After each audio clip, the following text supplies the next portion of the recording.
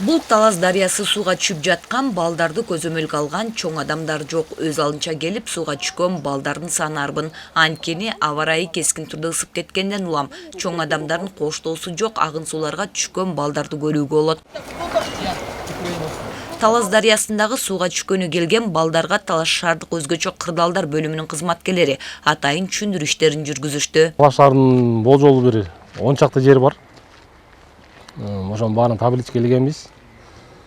Бүгүнкү күндө ошо илген жерлерибизге түшүндүрүү иштерин жүргүзүп, 18 жаштан ылдый балдарга ошо ата-энесинин кароосунда сууга түшкөнгө болбой турган жерлерге түшүндүрүү иштерин жүргүзүп атабыз.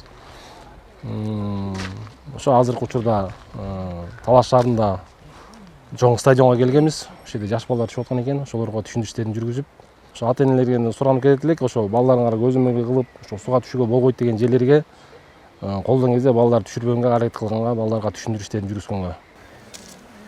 Ал эми бул Эшим Кутманалиев аттындагы стадиондун жанындагы көпүрөдөн сууга секирип ойноп жаткан балдар шаардык милиция кызматкерлерин көргөндө бекинүүгө аракет көрүштү. Себеби бул жерде өз алдынча сууга түшкөн балдар бар. Кокустук болуп сууга туура эмес секирип алса, балдардын коопсуздугу үчүн ким жооп берет? Агын суулар бүгүн күч алууда.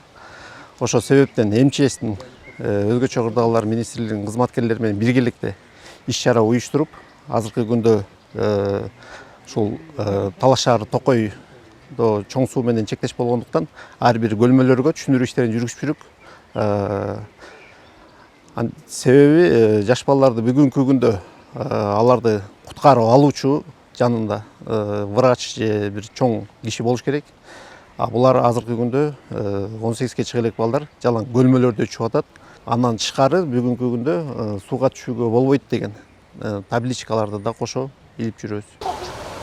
Талас шаарындагы бир катар көлмөлөрдө агын суулардын жээгинде сууга түшкөнгө болбойт деген атайын билдирүү илингени менен балдар аларды байкашпайт. Андыктан ар бир ата-эне балдарды мектепке келгенден баштап алардын кайсы жерде жүргөнүн көзөмөлгө алышы шарт. Айта кетсек, кечээ эле Ош шаарындагы Ак Бура дарыясына 10 жаштагы бала түшүп кетип, анын издөө иштери жүрүүдө. Андыктан балдарды агын сууларга жибербей көзөмөлгө алуу ар бир ата-эненин милдети. Бегай Масымбаева, Бексултан Рахатбек уулу, Зина Акматова, Талас шаары.